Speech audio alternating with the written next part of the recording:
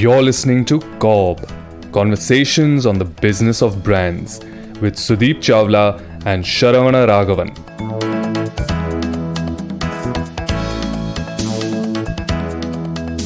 So Sharan, since it's my turn to interview you today, let me propose that we talk about something which seems to be all pervasive, omniscient, everywhere around us.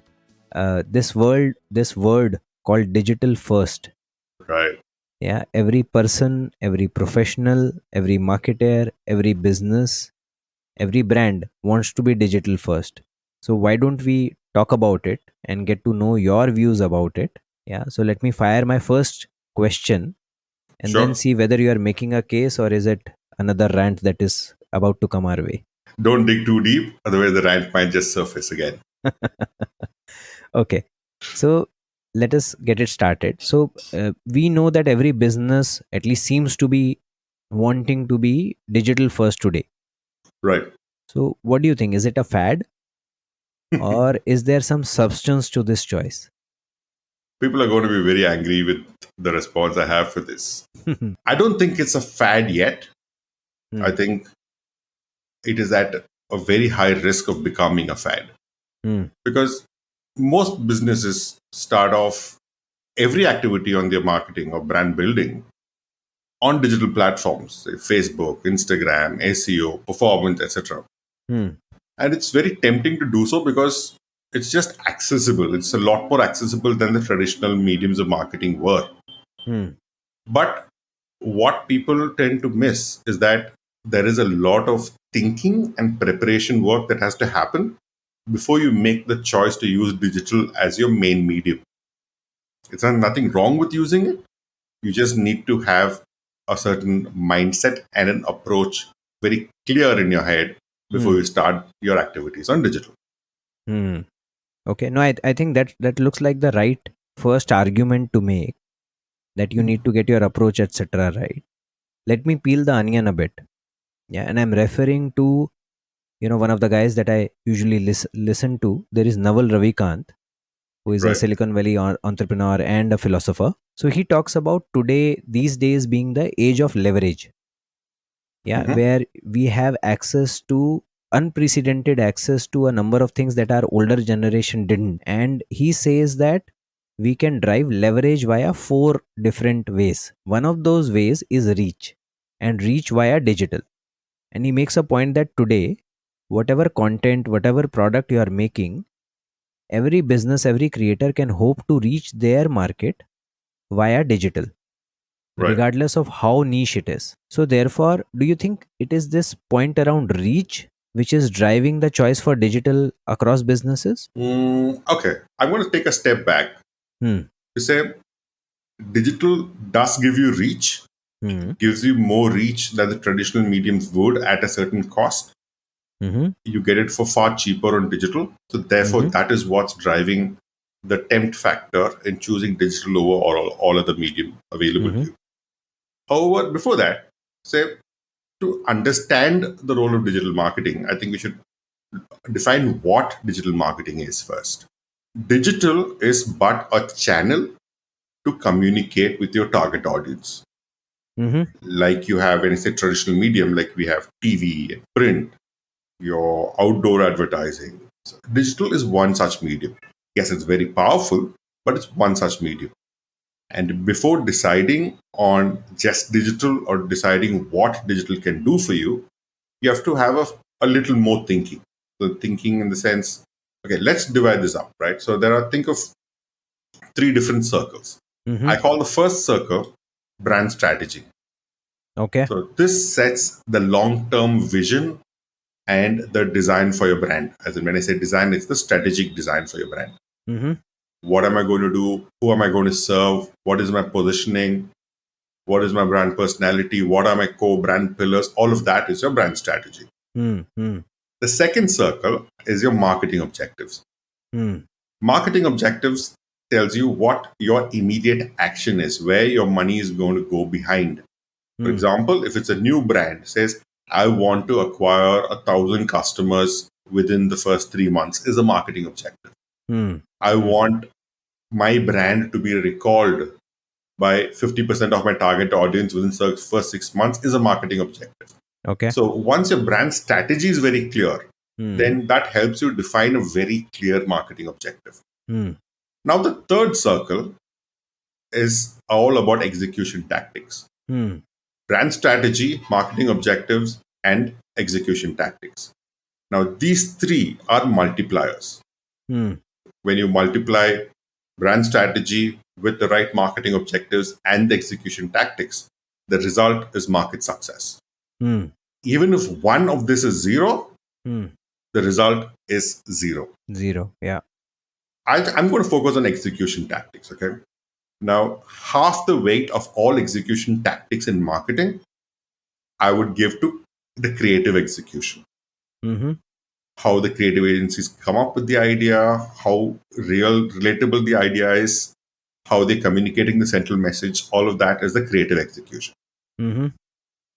Then 1/4 of the execution circle will go into the collateral you choose.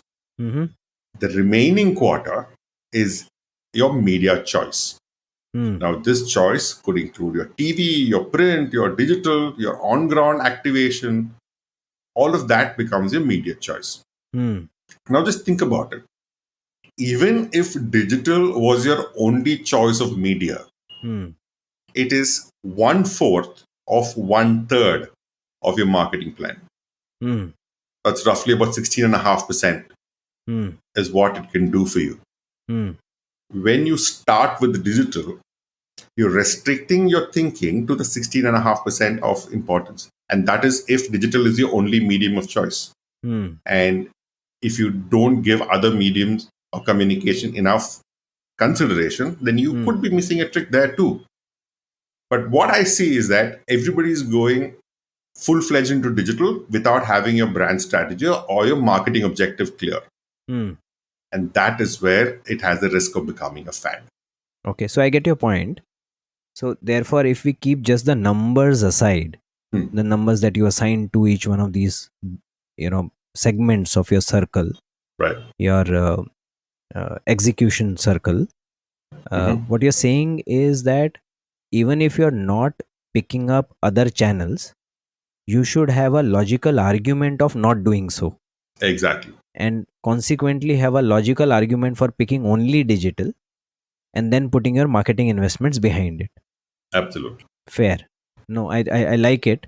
And I like the simplicity and clarity of your market success equation. So there is brand strategy, their marketing objective, and then there is the execution. And you Right. multiply all of them to get your market success. Okay. Yeah. And within your execution is what you have: creative, media vehicle, and the form of communication, or your collateral, as you call it, right? Right. I'm going to drop that in the show notes just so that it's visually very clear to people who are listening Excellent. to this. Fair. In fact, one of the tweets that I read, Sharan, yesterday, kind of possibly builds on your point. The market success, the model that you spoke about, also is an interesting context to the point that I'm making. Depending on which stage in your startup you are, your definition of market success would possibly vary. If you have just started, your market success possibly is getting to certain amount of revenue, but your revenue expectation, your adoption expectation, your repeat purchase expectation significantly goes up as your customer base increases. So therefore, what looks like success today might not look like success 1 year later. Absolutely. And so therefore, the stage of the startup also becomes an important determinant, which possibly would feed into the brand strategy as well as the marketing objective. Very true. Yeah. One of the points, and I think our listeners would possibly appreciate it, one of the points which really drew me into this tweet was the fact that there are significant number of startups today which get to roughly about $10 million ARR. Yeah. And the tweet made a point that you could get there if you are able to effectively attract all the digital native early adopters. Fair. Yeah. Yeah. And once you have done that, once they have bought your product, they got into the purchase bandwagon, that is where your second journey starts, where you want to go from $10 million ARR to $100 million ARR. Exactly. And he makes a point that very few brands get there because they don't expand their thinking beyond digital or the role of digital. So therefore they are never able to break this cycle of digital natives, early adopters, Right. whereas you're supposed to go significantly beyond them to get to $100 million ARR.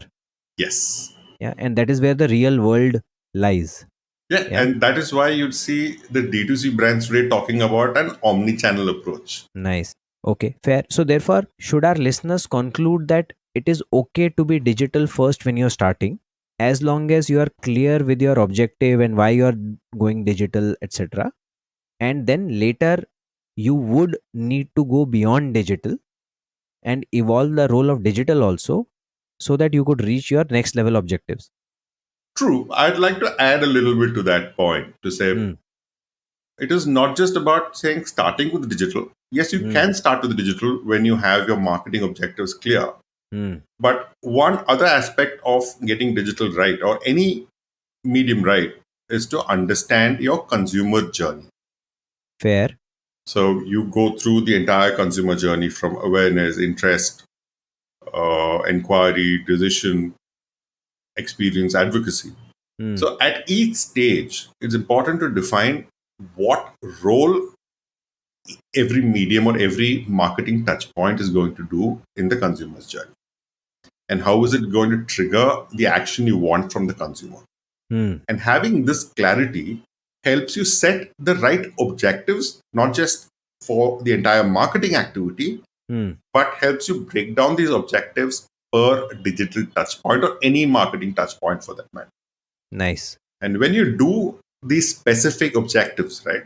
For example, if you say, if I have my SEO supposed to drive traffic to my Hmm. website, and SEO is not about selling in that the first go, then your SEO, you will judge it only on your website traffic and your Hmm. ranking on Google. Yeah. If you're running a campaign to say, I am driving brand awareness, Hmm. then you will not question that campaign on lead generation. It Hmm. sounds very trivial when I say it, but there are so many brands today run a campaign for awareness at the start of the month. Hmm. And by the 15th of the month, all money is moved into lead generation. Hmm. As Hmm. if just lead generation is going to give you all the business. Hmm. Hmm. Hmm. But if you have the clarity to know why you're doing brand awareness, why you're doing lead generation, what stage of the consumer journey is to be measured. Because if you run a brand awareness campaign, you are not going to track it basis the leads you've got. Hmm. But the marketing manager or the growth market is always under pressure for the number of leads that they've gotten. Hmm. Hmm. So then the priorities start changing. Yeah. So this clarity is important to know what every touch point is going to do for you. And therefore, setting these objectives helps you have a smoother digital journey or marketing journey in general. Fair. Fair. In fact, I have a question to ask further on this. But Mhm. before I ask the question, let me also add to your point Hmm. and clarify to the listeners that even if you are running an awareness campaign, judge it on how it is moving awareness of your brand. Right, You are free to measure the leads also, but measure the leads so that you understand how does your funnel frame, right. how does your funnel look when you do an awareness campaign. Then you can do an inquiry or a lead gen campaign and you will get to know how does your funnel move. That will make sure that the next time you run a certain combination of campaigns, you have a performance campaign running, you have an awareness campaign running, you will be able to predict how your final funnel will look like. So it makes your consumer understanding, your consumer decision making journey understanding much better. But don't make the mistake of judging an awareness campaign just by the number of leads that it is bringing in. It sounds so commonsensical when you say it, right? Yeah. But Yeah. in practicality, it's No, very I can see. different. It happens in all our. It is not just startups, Sharan. In the ecosystems that we have worked, Hmm. I have seen that we will. So there is a sales function which needs revenue to come in. There are Right. times when in a brand's journey you are trying to establish awareness, you are trying to establish differentiation, etc., etc. But you also know you have to clock your revenues. Absolutely. So therefore, you have to make sure that you have some revenue generating initiatives running, even if your advertising is not creating the best conversion at that moment. But you know that what your advertising is doing, you measure it separately, but you make sure that there is a revenue generation engine which is on. Right. Yeah, both can't be cannibalizing each other, or both can't be coming at each other's cost. Yes. And this is where I'm going to shamelessly plug one of our previous episodes where you've spoken about measure whatever you treasure. Yeah. I think when they go back and listen to that episode, I'm going to put that again in the show notes so that that episode gives you clarity on how to measure what you're going after. I think that also will tell you how you can stick the course, stay the course on the objectives you set for yourself. Fair. And as I said, I wanted to ask a question on that. Now, Sure.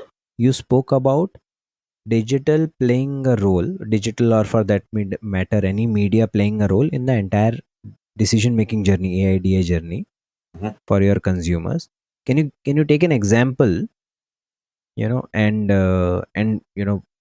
just give instances of various roles that digital can play Hmm. for different kind of marketing objectives for a brand. Sure. So I'll talk about a brand that I worked on recently, Hmm. where when we get into a brand, we look at what's going on first.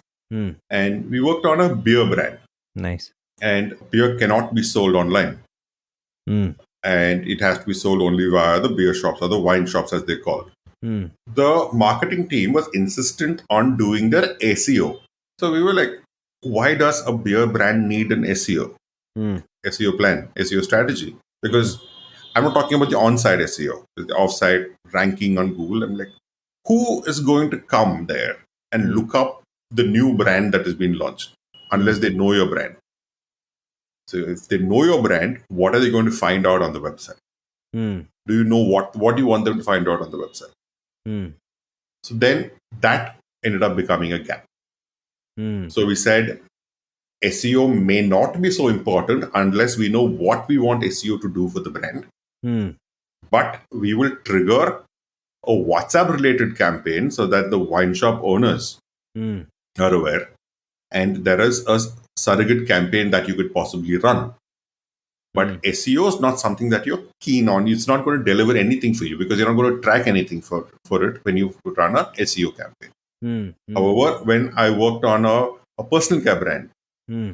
this is an evolution point where when we started, the idea was to feature on all the marketplace websites. Hmm. So we did everything to make sure that the brand was visible on Amazon, on Flipkart, on Click, everywhere, just so that the SEO for each platform was optimized. Hmm. And even the brand's own website would send people back to one of these platforms to buy. Hmm. Now, after a couple of years, you now establish certain traction. And now you want the traffic to start buying from your website.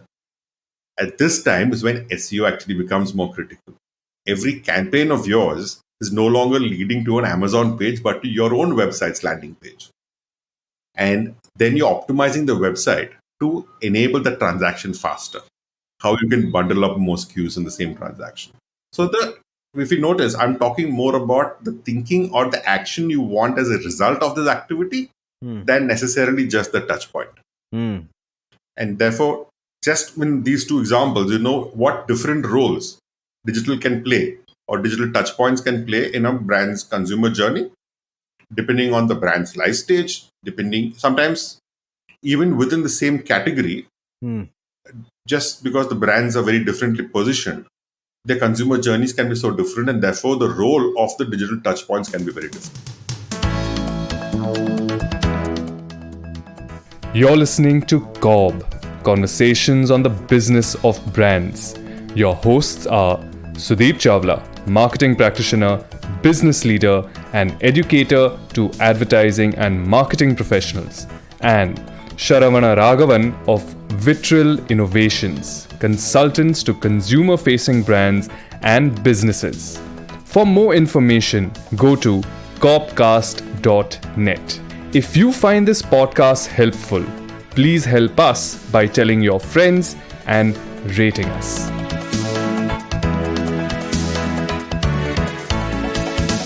Yeah, fair. Good example. In fact, I noticed that you spoke about both aspects of digital. You spoke about digital assets like your landing pages, like your website, and you spoke about digital campaigns, Right. an SEO or an SCM, or a WhatsApp based campaign, etc. So both sides get influenced by what your brand strategy, what your marketing objective is, and therefore what stage of consumer decision making journey you're attacking to get the desired output that you want from that campaign. Right. Okay, excellent, good. So this clears, the framework in our head and possibly a little bit of his its application. Now, Sharon, if we were to land this concept well with all our listeners, can you possibly give an example of a digital brand, which according to you has got its, marketing strategy, media strategy sorted, while we might not be privy to their marketing strategy and media strategy, but from their actions, it's we can infer what it would be, and therefore you think what they are doing seems to be in the right direction. It's a good example to follow. Actually, that's a very good question. The way when you say digital brands that have done this, that gives you the bandwidth to think about digital brands that Hmm. have actually activated their campaigns offline and why have they done that. One brand that comes to mind is Uber. If Hmm. you look at Uber, they have two kinds of customers to talk to. Hmm. One are the passengers who are hailing these cabs, Hmm. and two are the drivers who are basically driving these cabs to them. So they need to talk to both continuously, and this conflict is what they're always managing. Now, if you look at the campaigns for the riders, it's largely digital. They Yeah. do a little bit of print maybe, but it's largely digital Hmm. because you have to be on the platform to use Uber. Unless you're digital savvy, you're not going to be a customer. So the communication is all on the platforms and all digital platforms. Hmm. But the communication to the potential drivers is largely offline. Hmm. They do local print, they do bus branding. So the bus branding is the most interesting, right? Because the driver is going to be sitting in traffic and he's going to be standing at the back of a bus anyway. So, and even for auto drivers, so Yeah. they're all, or most of their Uber autos are branded with Uber branding at the back. It's an Hmm. incentive for the auto driver and to make sure the other auto drivers take notice. Hmm. So that is how Uber is optimizing their marketing channel mix. We're saying I'm a digital brand, Hmm. but depending on who I want to talk to and what I want them to do, I'm Hmm. choosing my channels very purposefully. And another Interesting. example is Google Maps.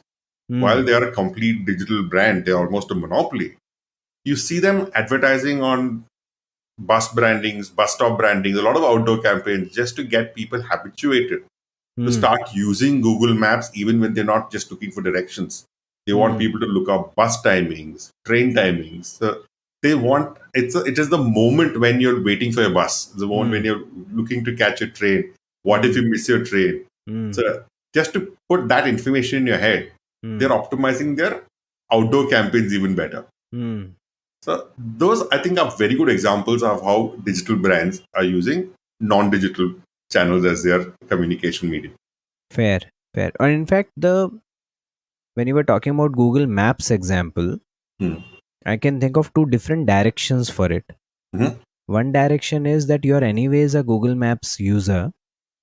Now I ask you to explore, as you said, bus timings, train timings, etc. Because you Right, primarily use Google Maps today to figure out the way as well as the traffic, right, yeah, or to estimate your ETA. hmm. And now I ask you to use it for other purposes. Right, The second objective that I can think of, and I don't know which one were they going after, the second objective also could be that there are a lot of, like you said, there are people who are comfortable on digital, who are digital natives or digital adopters. All of them, hopefully, by default or by their own volition, would have Google Maps on their phones. right, And many of them might have used it quite frequently. mhm, So, Google might be going after either really, really infrequent users. Yeah, something like, for example, my father, hmm, who possibly uses Google Maps once in a quarter or 6 months when he goes to Delhi. hmm, Otherwise, he doesn't need it. right, Yeah, so that those are the kind of people that it is either talking to, or it is talking to people who are in fact in that stage and age where they don't even have Google Maps on their phone. Right. Yeah, and therefore it is talking to people whom they are unlikely to find on digital, Hmm. or unlikely to consume regular digital media channels where they would otherwise advertise, and therefore they are riding offline mediums to try and catch those people. It could be any of these two, three objectives. Absolutely. I agree with you because you're talking about the consumer journey. It Hmm. is at the experience stage Hmm. or at the awareness and interest stage, Correct. but they're very clear about who they want to go after Hmm. and what they want the touch point to deliver for them in that campaign. Hmm. Hmm. I think Hmm. that's where that clarity defines how well it's going to work for you in the Good future. point. Good point. In fact, I was quite intrigued, Sharan, Hmm. with the Facebook ad. They had this long format ad. Mm-hmm. I don't think they ran it on TV, Hmm. but they had a long format ad that they ran during COVID. Okay. It was about this girl Pooja Didi who has a milk center in Amritsar, Mm-hmm. and she hears of people losing their jobs, etc., etc. Her business itself is not doing very well, but for the love of humanity and to help others, she puts out an ad on Facebook saying that people who need jobs, please come to my milk center. Right. I remember that. Yes, yes, Yeah, yes. it Now I was a recall it. tearjerker, nice one. Right. And she kind of takes the step forward, finds herself struggling in her business, and then the people that she helped come together to help her instead, and she gets great response from consumers, etc., etc. Yeah, I was quite intrigued to say who is it meant for, why have they made this. So it shows the power of Facebook in its ability to make your message reach to lots of people effectively. But I was not sure whether it is talking to current infrequent users or possibly non-users. Hmm. Yeah. I mean, I'm not sure what that campaign was for, Hmm. but it's very likely Hmm. Facebook was trying to build a positive spin to the entire narrative because I think this also happened when the Cambridge Analytica thing had broken. So this could possibly be an equity face saver campaign for Facebook. But I remember the campaign you're talking about. I'm not sure what they used it for though. Hmm. Hmm. Okay. Interesting. There is another aspect of digital we spoke about, and when I currently speak within my company about digital, we talk about content, community, conversation, and commerce. Right? Yeah, all these four pillars, and therefore what can a brand do all around it. So we spoke about many of these. There is the commerce pillar as well, Sharan, where a number of brands today are either majorly reliant on Amazon, Flipkart, etc., which is marketplaces, and then some of them are reliant to certain extent on their own websites, which makes them truly D2C in that sense. Yeah. There are also examples of brands which have gone beyond digital first brands, but which have gone beyond just digital sales channels. And therefore, I think that it might be worthwhile talking about those brands, Hmm. at least one of them, to elucidate again the same thing, which is what is the role of digital, what are they using it for, and why do they need to go beyond digital. I think it's a good question. And I'm glad you mentioned that we should come up with at least one example because that's one is all I can think of. And that one is Lenskart. And I'm a Hmm. big Hmm. fan of what Lenskart has done with the digital medium. Hmm. They are a digital first brand, Hmm. but I think, even 4 5 years back, they invested so heavily on TV advertising, telling people to come and buy multiple pairs of glasses, style is important. And when they realized people wanted additional features, wanted testing, at home sales, they didn't say, I'm a digital first brand, I will do everything, but you have to come online and buy. Hmm. They had the humility to go where the customer wanted them to be without compromising on the digital first narrative of the brand. If you look at it, they've invested so heavily on this AR technology where you can try on your frames Hmm. just with the photo that you're wearing. Hmm. I think it's great technology. I think it's improved significantly. But that is not becoming an impediment for the entire customer experience. If you come onto my app, yes, I will have it for you. I will invest heavily for you. I think they even bought over that company. But even after having bought over that company, Hmm. they are not telling customers, I will serve you only there. Hmm. They have retail outlets all over the cities saying, come there, try it on, have a proper retail experience like you're used to. And I will still give it to you at the lowest price Hmm. because I have vertically integrated my supply chain. I am truly direct to customer. I don't have the overheads that the other brands do. And they say, not just come to my store. If you can't come, I will come to your home. I Hmm. will bring my frames to your home and I will sell it to you there. So they've demonstrated the humility to go where the customer is. They have an ideal customer journey that they want the customers to have, but that is not necessarily dictated their entire go to market plan. They've leveraged their go to market plan to build their brand, then use it as an impediment in the consumer journey, which a lot of myopic marketing thinking can lead to. Hmm. No, another example. I like this example, Sharan, and I'm sure a lot of our uh, listeners would be able to relate to it. A similar, very similar examples you can see, for example, in form of Pepper Fry, who have Right. offline showrooms. Yeah, you go to Bangalore, you will be able to find Home Lane, Live Space, all of them, because they realize that there is a lot of touch and feel which is involved in most of this stuff. So for people who are digital native, who are happy to make digital decisions, they have beautiful digital experience. But for rest of the people, they have stores where people can walk in and, you know, have a feel and then possibly take a call. Yeah, they're not forcing a consumer to change their original habits. Exactly. Yeah. One more very, very impressive example. I was very, very impressed to see it, Sharan, and I would Mhm. possibly would like to call it out, is those Paytm voice boxes. Yeah, that Ah, they've kept the on. credit messages. Yes, yes. I was thoroughly impressed with it. Tell me You know, more. so Paytm again, a brand which started the digital payment revolution before UPI and everybody else took over, Right. and which was able to take the biggest advantage of the demonetization announcement by the government. They were, once they started going digital, once they started making payments digital, they realized that one of the pain points of retailers is that, one, they have to wait for the payment to realize. Yeah, a couple of minutes here and there. And number two, every time somebody pays with Paytm, they have to look through the message to make sure that the money has been credited. Yeah, because being India, there are trust issues. Yeah, and people have misused this thoroughly. So with this pain point in their head, some of the bigger retailers who get a steady inflow of consumers, they would have realized that this is a possible barrier in their adoption of Paytm or any other digital solution.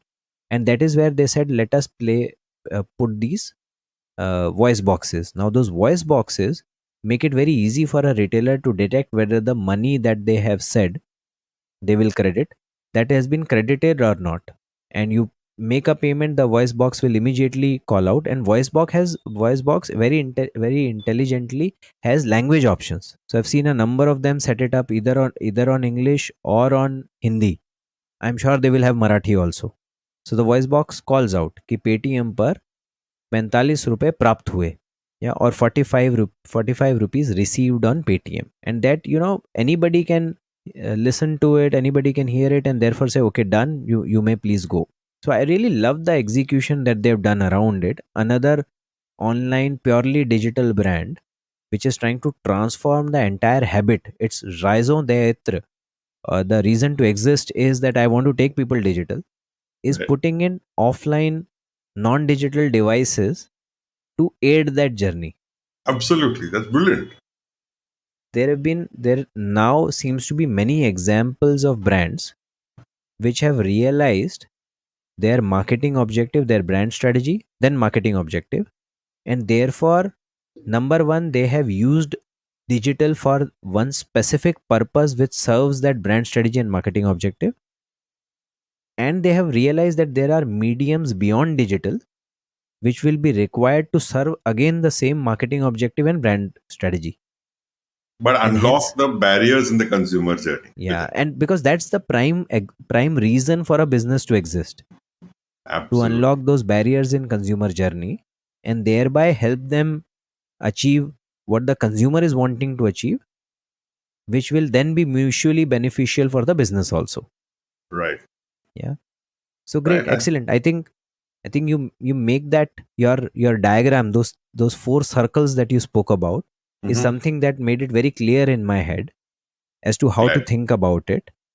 And and and therefore the argument that you made about digital being one part of the execution, and therefore think through your brand strategy, think about your marketing objective, then think about channels, and within channels think about digital, the role that you want digital to play, etc.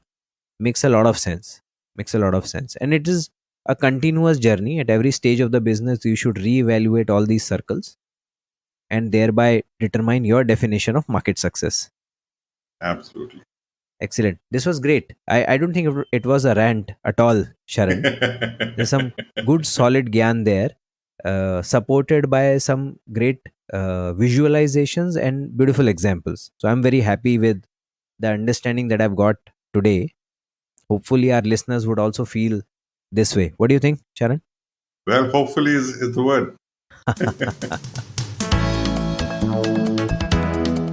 Thank you for listening to COB, Conversations on the Business of Brands with Sudeep Chawla and Sharavana Raghavan. Subscribe and learn more at cobcast.net. That's COBBCAST.net.